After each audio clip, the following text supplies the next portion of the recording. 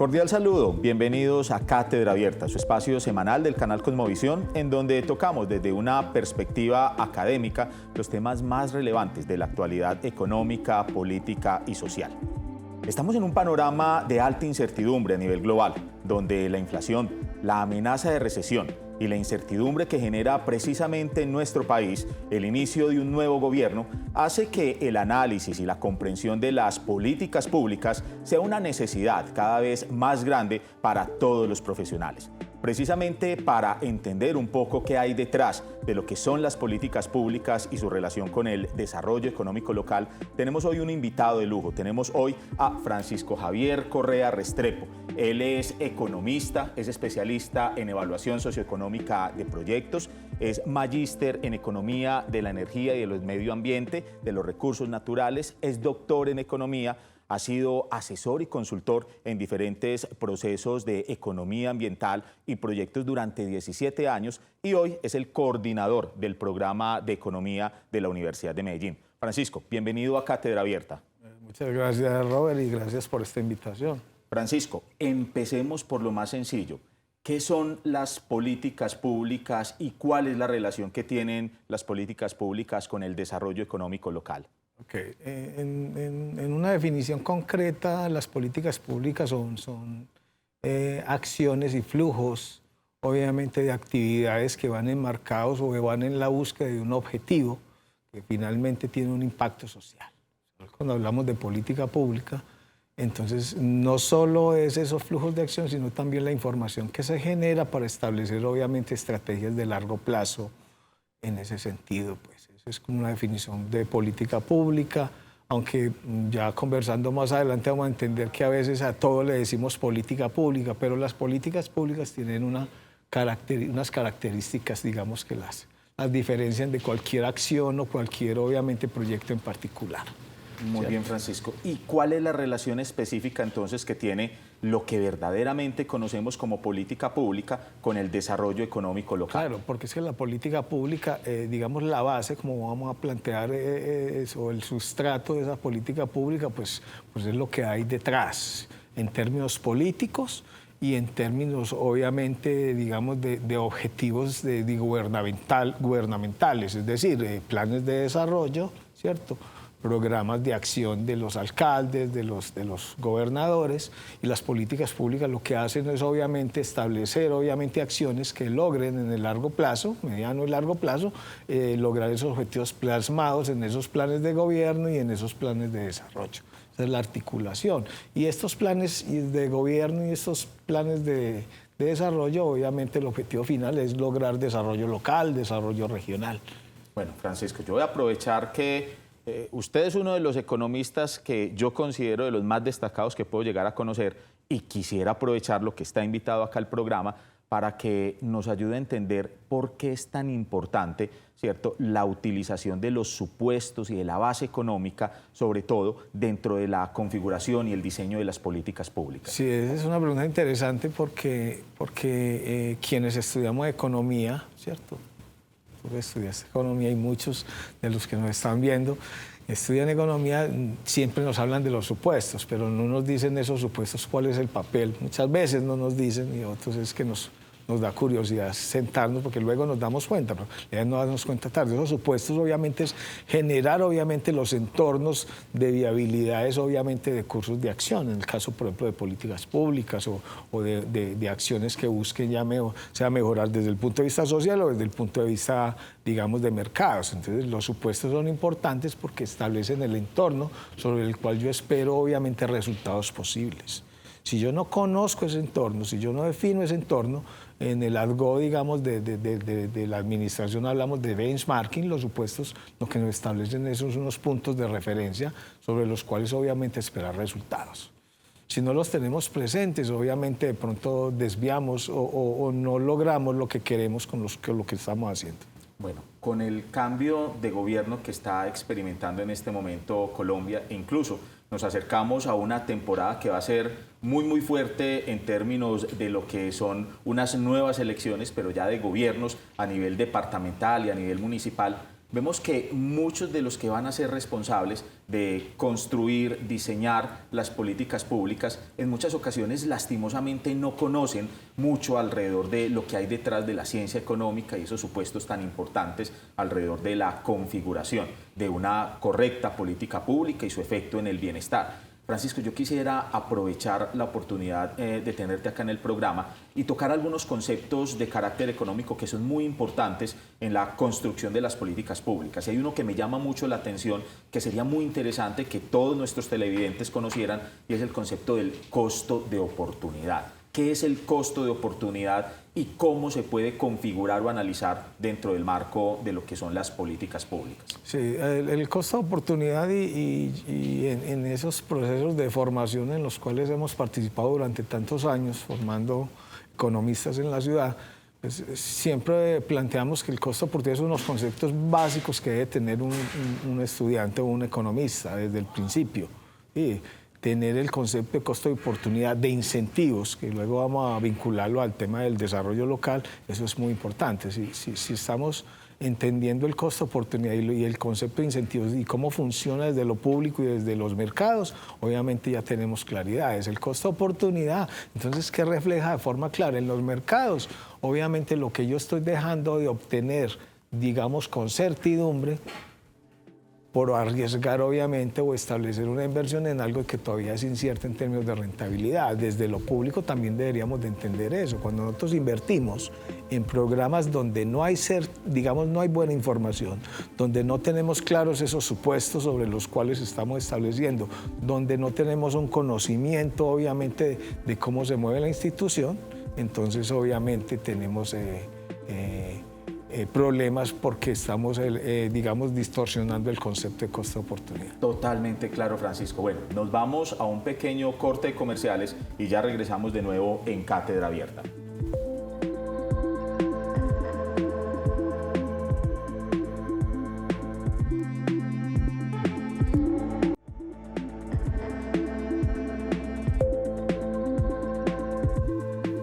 Estamos de nuevo en Cátedra Abierta, conversando con el coordinador del programa de Economía de la Universidad de Medellín, Francisco Correa Restrepo, hablando alrededor de las políticas públicas y su impacto en el desarrollo local. Francisco, nos venías haciendo una muy clara exposición en el primer segmento del programa alrededor de lo que son las políticas públicas, su relación con el desarrollo económico local y unos elementos que nos daban la base para entender la importancia que hay detrás de la economía en la construcción de las políticas públicas. Pero yo sí quisiera saber que nos ayudaras a entender un poquito cuál es la articulación que hay entre lo que es el desarrollo sostenible, el desarrollo económico local y la gestión de las políticas públicas. Yo quiero retomar esa primera parte del concepto de costo de oportunidad ya desde lo público. Y es algo en términos de lo local que no entendemos o todavía no reconocemos bien, y es el costo de oportunidad de lo que ya hemos tenido, de lo que nos generaba obviamente una rentabilidad económica y social. Y en el caso de Medellín es la vocación. Nuestra vocación económica en Medellín ha sido industrial. Y de un momento a otro ya resultamos siendo el valle del software, servicios, pero no miramos el costo de oportunidad. Es decir, algo que teníamos muy cierto porque teníamos muchos años, una historia de 80, 90 años y la hemos perdido, ¿cierto? Entonces, retomamos eso y ya viene lo otro. Bueno, lo primero es que el costo de oportunidad hay que entenderlo ahí para saber qué tanto vamos a perder o dejamos por arriesgarle en algo donde tenemos que competir más, ¿cierto? Y lo otro es el tema que planteas, lo del desarrollo sostenible. Entonces, es qué actividades son importantes en términos de desarrollo que me permitan, obviamente, es respetar medio ambiente, pero también garantizar, obviamente, bienestar social. El concepto de desarrollo sostenible no es un concepto de sostenibilidad ambiental, sino que es un concepto también, digamos, de sostenibilidad del bienestar y de la calidad de vida de la población. Entonces, hay unos vínculos bien importantes entre el desarrollo. Las políticas públicas tienen que propender y tienen que estar articuladas, que es lo otro. La política pública, cuando hablamos de desarrollo sostenible, desarrollo económico local, tienen que estar articuladas. No basta tener 20 políticas públicas de empleo, no basta tener 20 políticas públicas de educación o de inclusión social o de género, sí obviamente no van articuladas en términos del desarrollo económico, en términos de la actividad económica, es decir, la posibilidad de recursos y la generación de recursos en el tiempo y también la sostenibilidad de esos recursos naturales en el tiempo. ¿Cierto? Bueno, esa relación que nos acabas de describir es muy interesante, sobre todo a la luz de lo que escuchamos y nos anticipamos, que se convierten casi que en los objetivos o en los propósitos que trae este nuevo gobierno que comienza. Entonces, precisamente en función a esa incertidumbre y esa expectativa que tenemos todos alrededor de lo que empezamos a vivir con el gobierno del presidente Gustavo Petro, Francisco, bajo tu óptica, bajo tu experiencia, ¿cuáles son los retos más apremiantes que tendría este nuevo gobierno en materia de política pública? Definitivamente el tema de redistribución, pero un tema de redistribución con eficiencia. ¿Qué significa eso? Que también tenemos que generar pues los recursos. O sea, esto no es de buenas intenciones de mejorar el tema de bienestar, mejorar obviamente calidades de vida y los niveles de bienestar de mucha de la población, sino que también hay que garantizar los recursos. Lo primero es garantizar los recursos.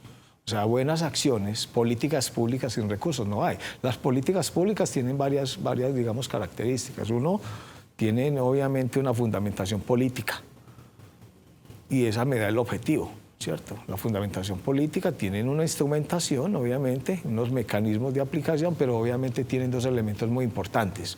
La financiación y otro que obviamente a veces dejamos de lado, es la participación de la población, ¿cierto? Las políticas públicas diseñadas por tecnócratas o peor, por meros funcionarios públicos que de pronto a veces no tienen las calidades técnicas, empeora obviamente, digamos, los posibles resultados que se tengan de esas políticas públicas. Pero política pública sin recursos no hay. Y a nivel regional y a nivel nacional, pues lo primero es reformas tributarias. Hay algo que sí se cuestiona uno, que sí se va a hacer este gobierno. El gobierno sabe que tiene reforma tributaria porque necesita recursos, pero también tiene que hacer reformas pensionales, porque el tema es de sostenibilidad financiera en el tiempo y el sistema pensional es un hueco en el presupuesto nacional, pero quién sabe si desde el punto de vista político está dentro de esa fundamentación filosófica y política que tiene el gobierno de establecer un sistema pensional. Claro, es donde uno como economista dice que se presenta esa dicotomía entre la visión positiva de la economía y la visión normativa de la economía, entre lo que es y lo que debería ser. Bueno, Francisco, aprovechando que eres el coordinador del programa de economía de la Universidad de Medellín, yo sí quisiera que nos ayudaras a entender un poquito más qué es lo que debe estudiar alguien, un profesional o un joven que esté interesado en conocer un poco más alrededor de qué es lo que hay detrás de las políticas públicas. Usted mencionaba algo ahorita que era fundamental en las políticas públicas, es esos mecanismos y esa posibilidad de participación. ¿Cómo nos encontramos entonces en materia de programas de formación que le permitan a los jóvenes y a los profesionales entender un poco más de las políticas públicas? Sí, digamos que partiendo de la formación en economía, importante conocer al profesional que se forme en términos de la herramienta analítica, matemática, toda la parte tecnológica, pero también en temas integrales, en temas de visión política, de visión social, es una visión muy integral. Hay que formar un economista muy integral. Sí. Ese es uno de los elementos base. O sea, herramientas matemáticas, el instrumental, pues esa visión, desde la tecnología es importante, pero la visión social y entender el problema parte de entender cómo funciona lo social. Y para aquellos que ya son, digamos, profesionales, ¿qué programa de formación recomendarías en caso tal de que alguien quisiera profundizar en el conocimiento, en la gestión, en la evaluación de las políticas públicas? En términos de lo público, en el caso de nuestra institución tenemos la maestría en gobierno, que busca obviamente formar profesionales que puedan, aportarle a la sociedad colombiana en términos de desarrollo económico, en términos de gestión pública y obviamente de implementar políticas públicas exitosas. Bueno, ahorita en el próximo segmento del programa vamos a seguir hablando precisamente de esa maestría en gobierno. Nos vamos a un corte de comerciales y ya regresamos en Cátedra Abierta.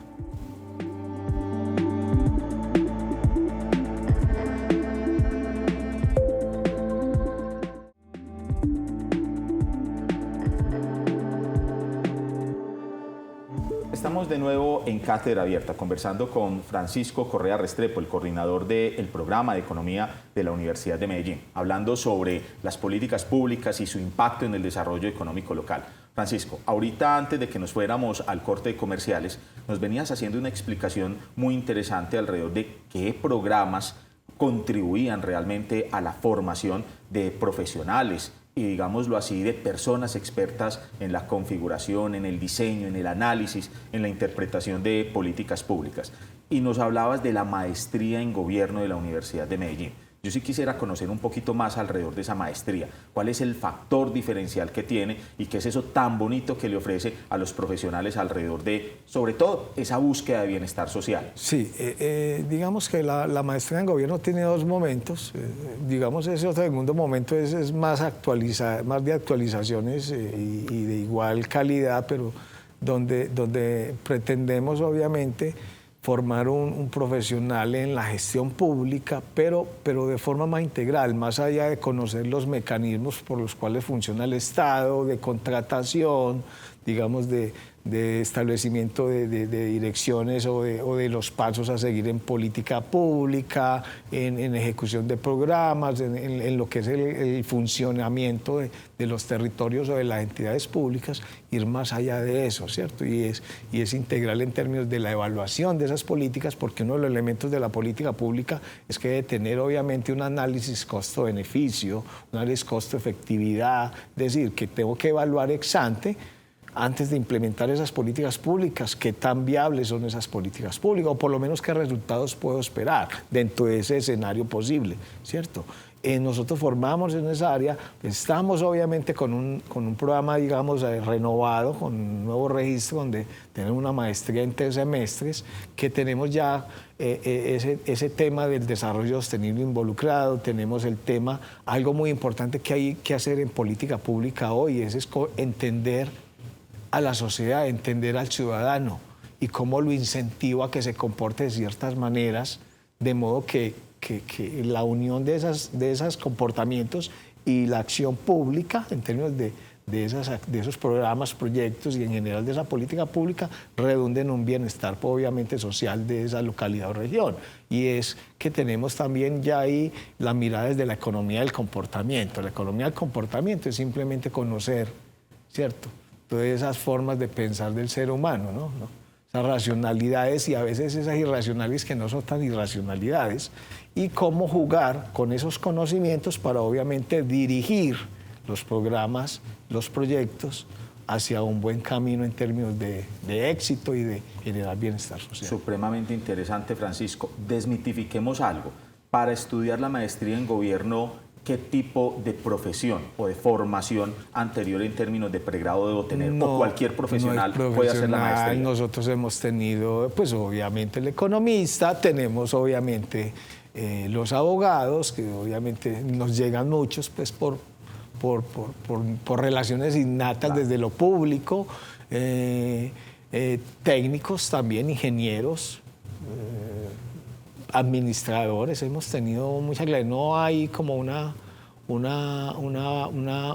base de decir es que si no llego con esa formación no puedo llegar a hacerlo. Me parece muy interesante porque realmente muchas personas a veces en la calle nos ponemos a conversar y se limitan realmente de ingresar a un programa de formación de este tipo pensando que o se necesita ser solamente economista o se necesita ser abogado, porque lastimosamente agotan la relación y establecen una relación de carácter innato entre las políticas públicas y todo lo que hay alrededor del marco normativo y el derecho, cuando con la explicación que nos has abordado el día de hoy es mucha más amplia la relación y abarca contextos tan interesantes como el que nos mencionabas de la economía del comportamiento e incluso de la sostenibilidad. Francisco, una preocupación muy grande de los profesionales el día de hoy es realmente dónde van y de qué forma van a ejercer, digamos, sus conocimientos ya luego de graduados.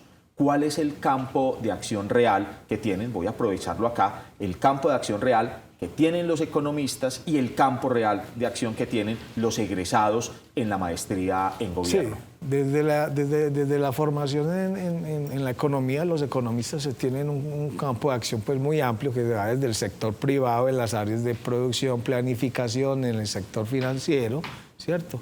desde la parte más técnica hasta la parte gerencial. En el área de proyectos obviamente se mueven mucho los economistas, pero los economistas, en particular el economista de la Universidad de Medellín, tiene un fuerte componente en términos de, digamos, de componente institucional, de análisis institucional. Entonces, la planificación, la economía institucional, la evaluación socioeconómica de proyectos nos hacen que nuestro economista tenga una particularidad de ser fuerte en términos de lo público.